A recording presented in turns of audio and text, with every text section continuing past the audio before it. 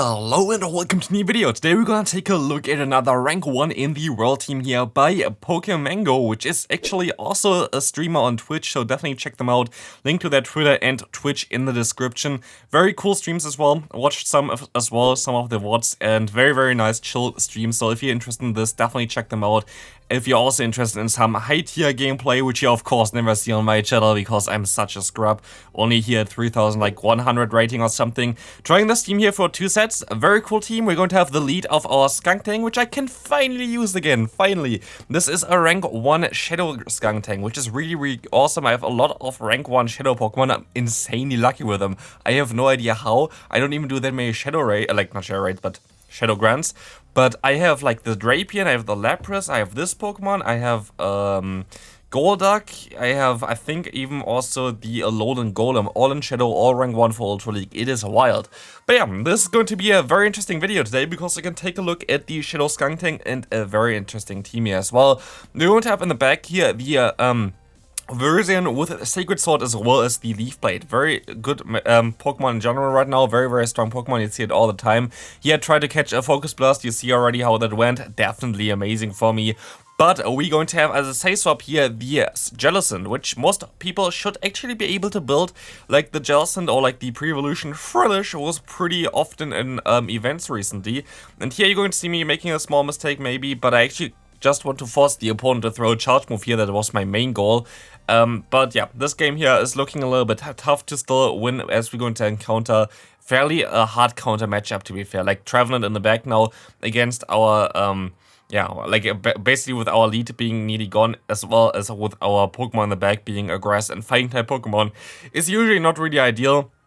Luckily, we're gonna get the debuff here, and we really need the debuff in order to put them into range for a Leaf Blade. That's why I also had to stay in for a little bit more.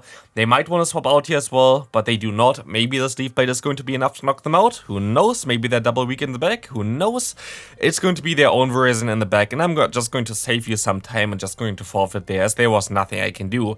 I encountered quite a lot of Alolan Sandslash in the lead, and this is always a little bit of a trickier one, because your entire team doesn't really want to face it, but also does kinda want to face it, depending on the scenario. But in the lead here, of course, Shadow Claw going to be resisted, but also, of course, our Poison Jab going to be double resisted, so this is already not the best start. They're going to outspeed us because they're going to generate energy a little bit faster, but they have to be a little bit careful with the Flamethrower. So here I'm going to try to catch a move, didn't work out, get the defense drop at least. I have some energy still stored on my Pokemon, but usually they have something like a Golisopod in the back, which they're gonna not go into here. They're gonna go into a Tapu Fini. Golisopod plus the Alolan Sandslash is one of the most common cores for the Ultra League right now. So yeah, here we're going to see the Shadow Ball coming through from the Jellicent. Great catch by the opponent onto the Surf before, but as you're going to see right now, they're gonna go ahead, go for the Moonblast and knock me out. I just have to hope that I can farm down with Skuntank in time, and I can, which is really nice. And I'm going to try to catch the Joyrun here, and we're going to be able to do exactly this here, right? Maybe not. It's going to be the Ice Punch, and they're actually not running the Pokemon in the back that I expected. They're running a Dragonite. You see me not throwing here, which was intentional, because I was thinking that I might be able to bait a potential Stone Edge, so that's why I went up so high, and this forced the opponent to throw their charge move, allowing me to farm them down, and I still have to reach the Flamethrower here, and I do reach the Flamethrower to knock them out, and this was honestly one of my favorite games to play. I basically got hardwalled most of the time here, and because of some very decent plays, I was able to come back with it, which was really nice to see. Another lead that I don't really like to see is Cobalion. I tried to catch a move here, and I guess it did work out fairly decently here. Sacred Sword going to do basically 0 damage against Jellicent, but they're most likely going to have an answer on the back. But they're actually going to stay in here and give me some extra energy. Stone Edge coming through, and in comes now the Golisopod, a Pokemon that is actually fairly common in higher tier meta, which is kind of funny.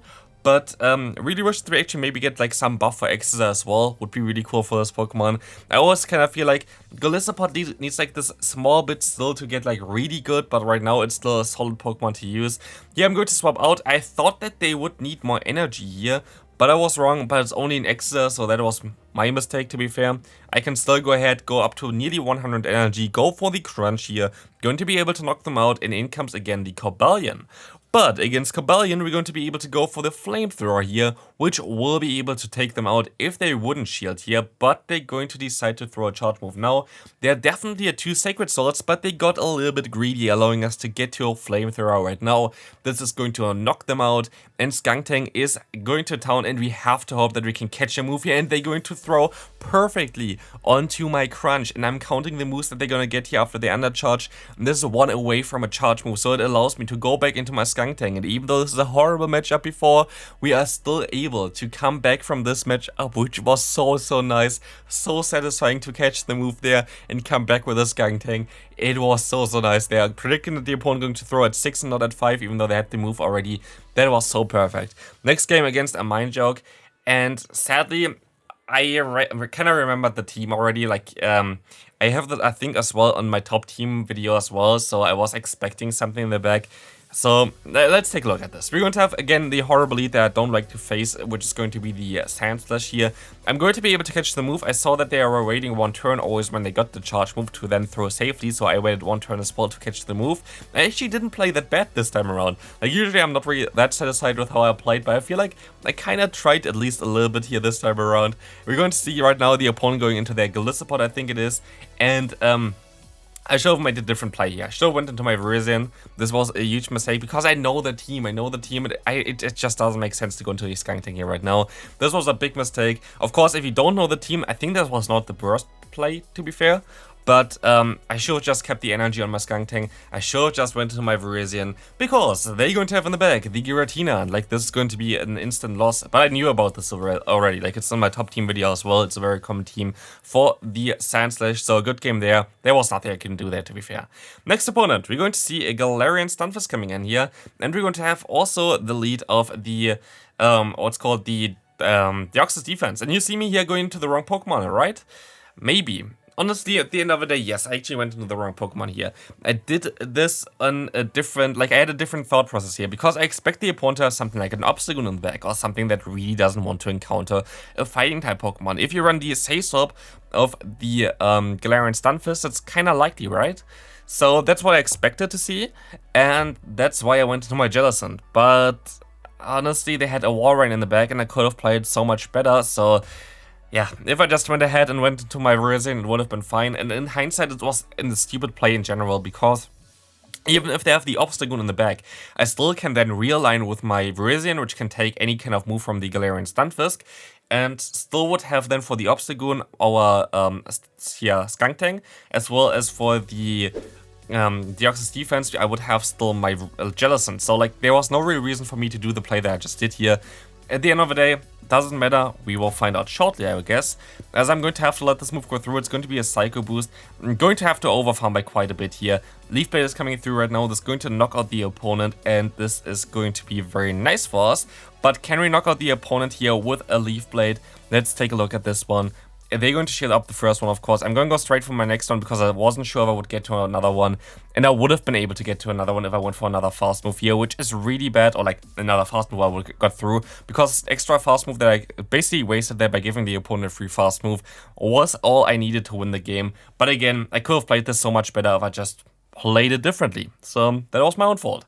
Another Alolan Sand Slash lead. Honestly, like, we're already at 3 right now, and this is really bad for this team to play against. So definitely, I wasn't even that lucky with the leads that I got. I'm fairly certain I got walled kind of often. But also, I learned a lot of new stuff today, which is kind of nice. For example, I learned that Jellicent can still survive a Grass Knot from this range, which I didn't know before. So, for me, I play a lot of different stuff in the Ultra League, in the Great League as well, which makes me, of course, like, I know a lot of different stuff, a lot of different Pokemon, but it doesn't make me good with the actual standard Pokemon that everybody plays, so everybody else has a little bit more knowledge, which is kind of something which I like to catch up a little bit, at least when I play those meta teams, the rank 1 in the world teams, because it's always kind of nice to learn something new, right? Here we're going to now have the Alolan Sand Slash going for a charge move. I'm going to just protect my Virizion, and we're going to have the Charizard in the back. And again, I'm going to try to play the same stuff here, but again, we're going to get completely hard with the entire game there. Like, the lead was completely horrible, the Charizard now in the back against me. I tried to bait again for the Stone Edge. Didn't work out, but I actually got the shield, but of course my opponent knows that they can just farm me all the way down. And at this point of time, there is nothing I can do really here because I am not a charge move and I can just let the move go through. Like, they had 2 blast burns, they had 100 energy. There was no reason for me to prolong this match any longer, but here at least we're going to have a very decent lead for us, which is going to be the Deoxys defense. I expect them to have something in the back like the Double, like the Obstagoon. So let's see what is coming in after this one. We're going to encounter, you know, the Rock Slide coming through, and then in comes nobody, because they can go for the crunch in time. That's kind of nice here, as this move is going to knock them out. And now in comes, okay, a Drapion. That's also interesting. Not really that nice for me, but maybe we can play around it. We will see that they go for the crunch here, which gives me already intel that they're going to run Sludge Bomb as well on the Pokemon, which is very important for the matchup against Virizion. So I know at this point of time I have to shield because they didn't go for the Aqua Tail, which would have been less energy and would have knocked me out as well. So as you see, they have Sludge Bomb. You can tell this just by their behavior prior, which is kind of interesting. Here we're gonna have to still go for one Sacred Sword, which is going to get the shield from the opponent. They can get to another one here in time. There's going to be another Sludge Bomb. And of course, they're going to be able to win this matchup, usually at least. I'm gonna go for the worst move here with Leaf Blade, just in case they want to catch something, which they didn't. And I wanted to catch something, which worked out really well. They went for another Sludge Bomb here, which will allow me to catch that with the Jellicent. I got the extra fast move, which now allows me to outspeed them to the crunch. And now the tables have turned, the turns have tabled, as we're going to now have the Sandslash in the back. And we're going to have to hope that our Jellicent is going to do enough of a job here to knock them out. Let's see, we're going to be able to go for one Surf, going to do some pretty decent damage, but we still have to go for another charge move here, which is going to be another Surf. I think this might be enough to farm down, but no, maybe I should have tried to go for the Shadow Ball, but I wouldn't have even got there, I think.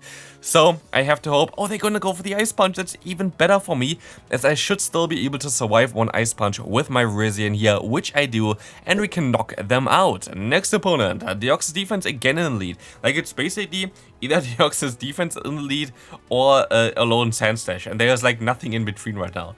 The opponent going to bait out my fighter here with the Snorlax, which is something that's okay for me. I still should be able to farm them down afterwards and knock them out here. Let's see, we're going to be able to take one move here.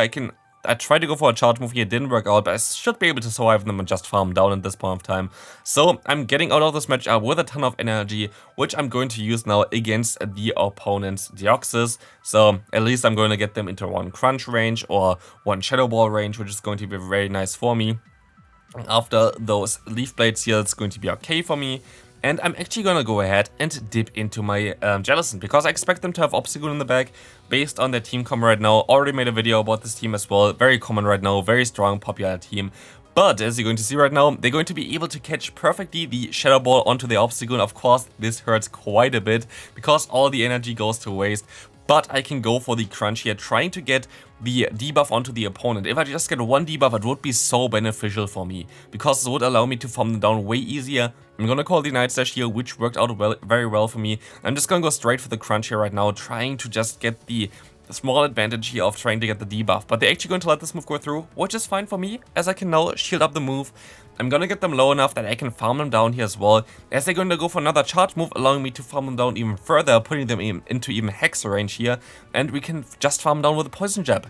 In comes the Deoxys, I can go for one Crunch, and I'm actually fairly certain I'm close to a Surf here, and I am close to a Surf, and this is all I really need here, as this Surf is coming through, going to get nearly the knockout. 2 more Hexes is all we need, as they have to go for a Thunderbolt and a Psycho Boost in order to knock me out here, which they can't, and so this is going to be a good game. Final game for today, 10 games total, and all games I have played are in this video, and we're going to encounter a very bad lead for us, and we're going to encounter a very good Seizup for us. Why would anybody go into a Cresselia against a Jellicent? This might be a question for you, but you're going to find out fairly soon here as well. We're going to see the Grass Knot coming through, which is going to do some decent damage, but I'm like, I can survive another one. I can just go for the Shadow Ball. It's going to do like a ton of damage here, right? They're going to use another shield. Now there are 2 shields down. So this is going to be very interesting again, as I will be able to go ahead and go for another Shadow Ball after this shield here, and maybe I even reach another Surf after this one. Let's see, we can go ahead and go for this Shadow Ball here. This is going to do a serious amount of damage, as they don't have shields anymore, and they just barely knocked me out onto the Surf. Something I didn't know. Again, something I now at least learned from this. We're going to see the future side coming through here, as we can farm all the way down, but of course we're going to have now to deal with the opponent's Swampert. And we're going to have a hard counter in the back, so like, honestly it was a hard counter matchup other than the Cresselia one. If we flipped it, it would have been so much better, But yeah, this is something that I learned. If I just shielded one more time before against the Cresselia, would have been most likely fine. But like this, there's only one play, and the play is to farm them down, get as much energy, and get a crunch debuff. And we need the crunch debuff because the opponent is not Shadow, and we don't get it. And of course, for the second one, we also don't get it, which is really sad. Honestly, I was not really lucky with this team, but still went positive with it, which kind of shows how strong this team is as well. A lot of really bad leads for me, a lot of really bad plays there. No crunch debuffs or whatever, but still, this team is really, really decent. I can highly recommend it if you're going to have the Pokemon for it. If you enjoyed this video, please leave a like. Check out, of course, the Twitch channel of PokeMango, and I see you in the next one. Bye-bye.